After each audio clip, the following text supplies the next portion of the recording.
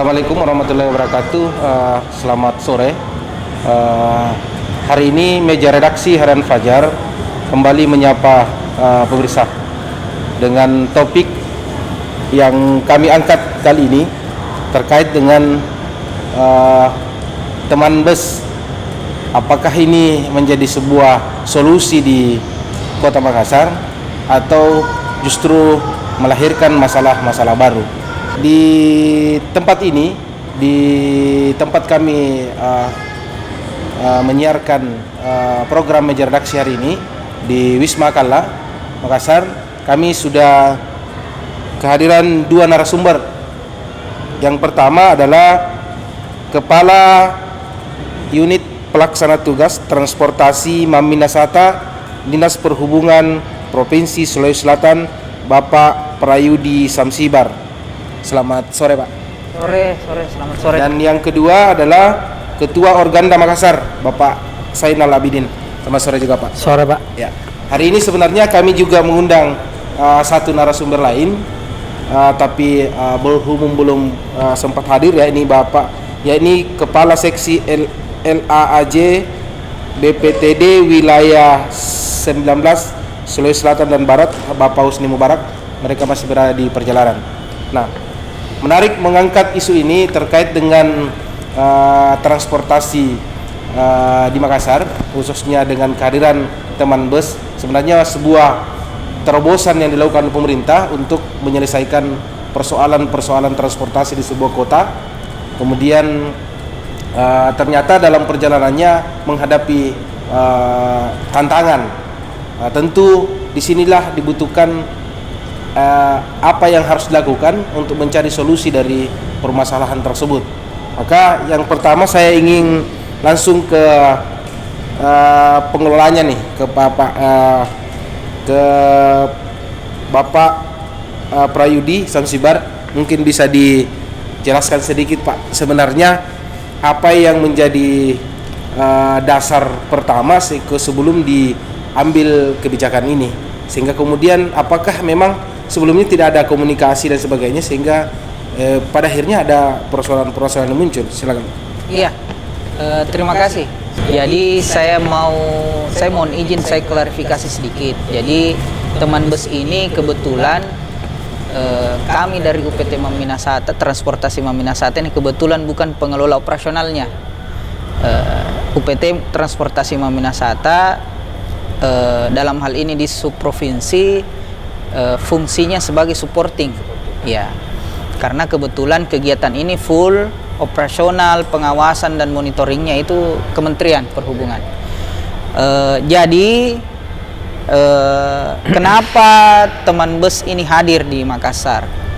Kalau kami melihat dari sisi teknis, Dinas Perhubungan ini sudah menjadi kebutuhan dan kewajiban.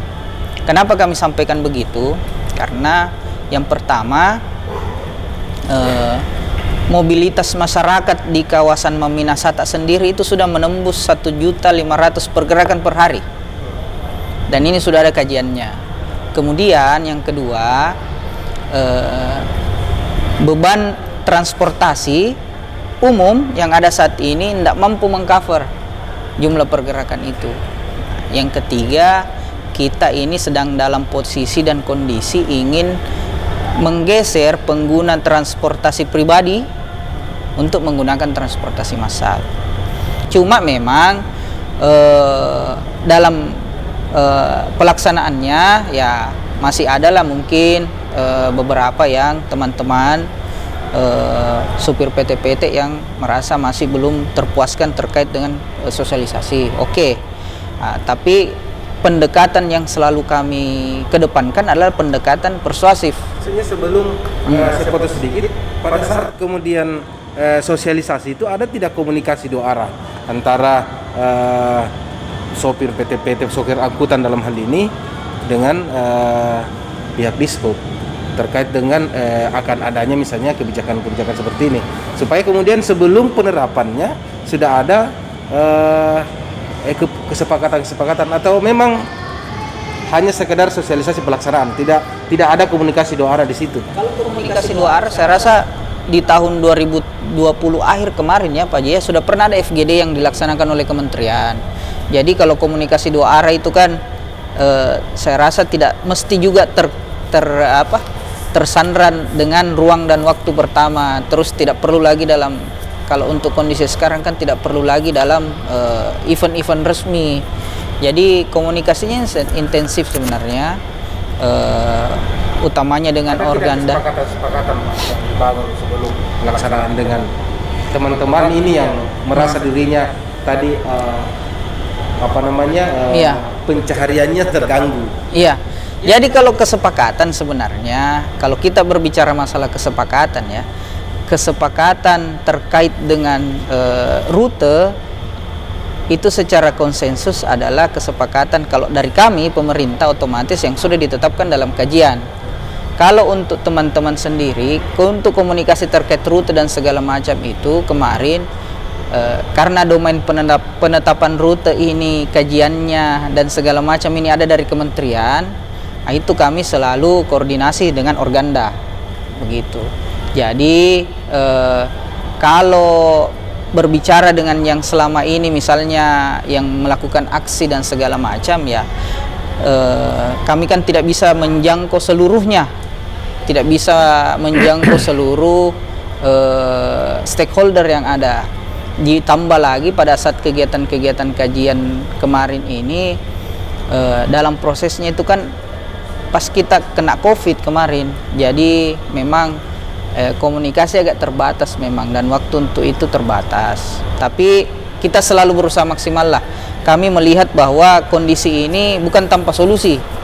Nggak, semua ada solusinya, dan saya rasa jalanan di Makassar ini kan luas, panjang. Jadi saya rasa tidak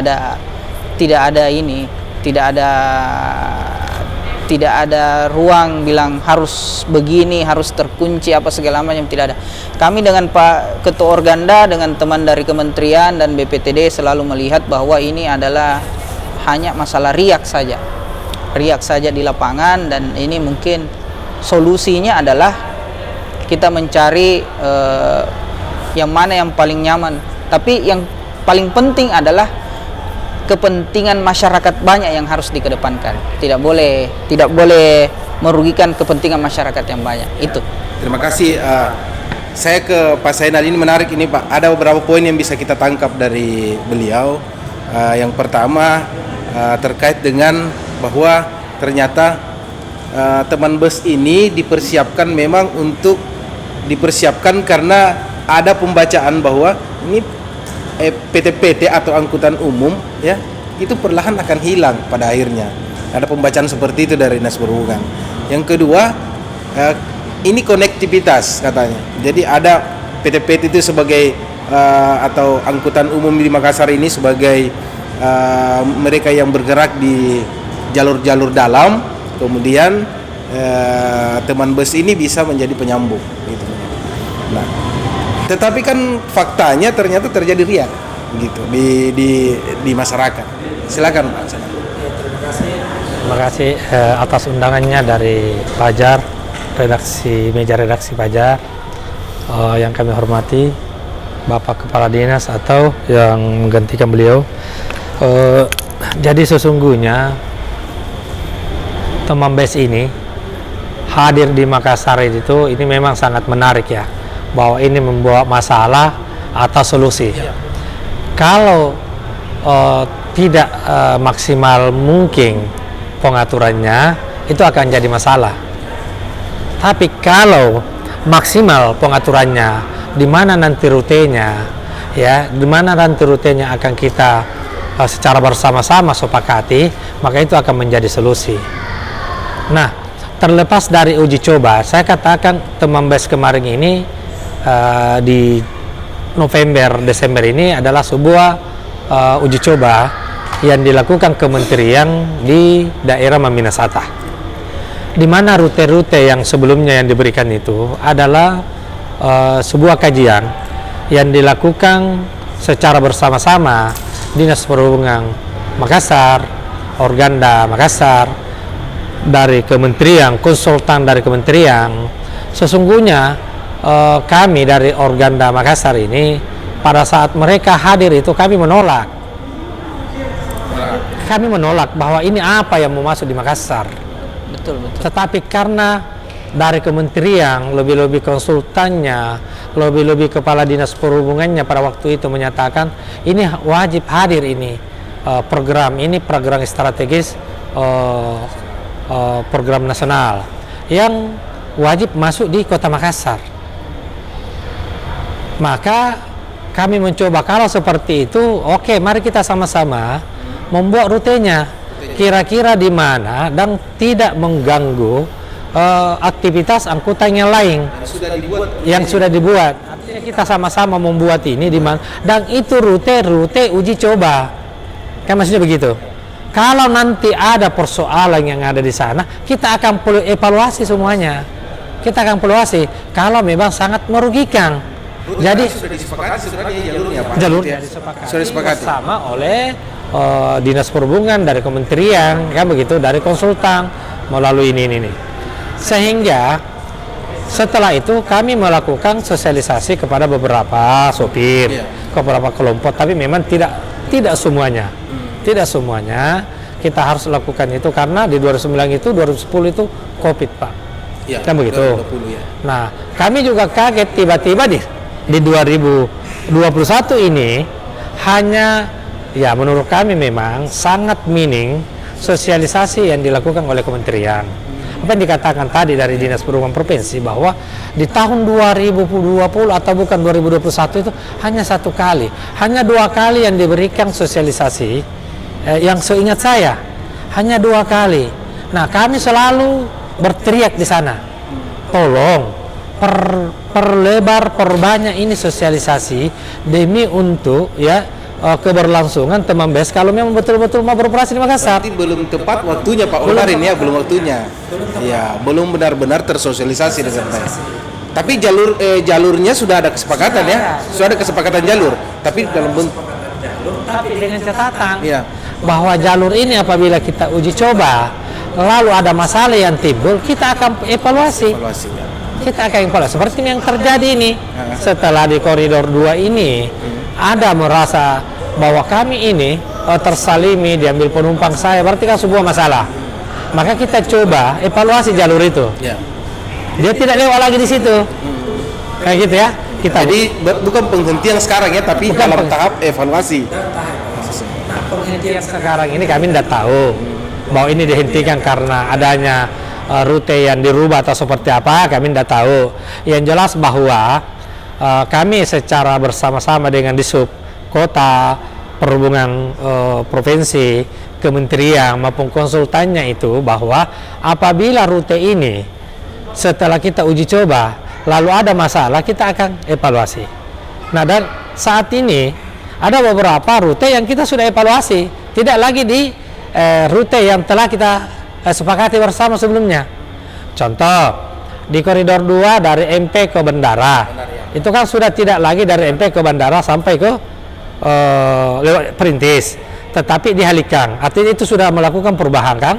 Ya, artinya melakukan perubahan ini berdasarkan bahwa pertimbangan bahwa mungkin diambil penumpangnya ini beberapa angkutan PT-PT. Maka secara bersama-sama dan secara bersama-sama dengan mereka kita arahkan seperti itu. Kalau ada riak di sini, ya kami sebagai ketua Organda mencoba menenangkan, ya seperti ini modelnya. Tapi pada intinya Organda sepakat program ini.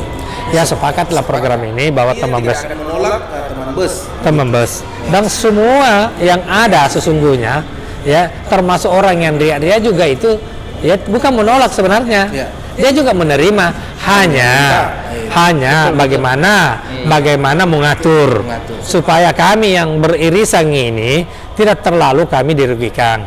Makanya sesungguhnya ada masukan saya dan menjadi catatan penting pada saat rute itu dibuat adalah satu, bahwa kami minta sebelum teman BES ini dijalankan, maka kami minta adalah ada subsidi dari kementerian yang bisa diberikan kepada para angkutan umum yang beririsan dengan angkutan teman BES.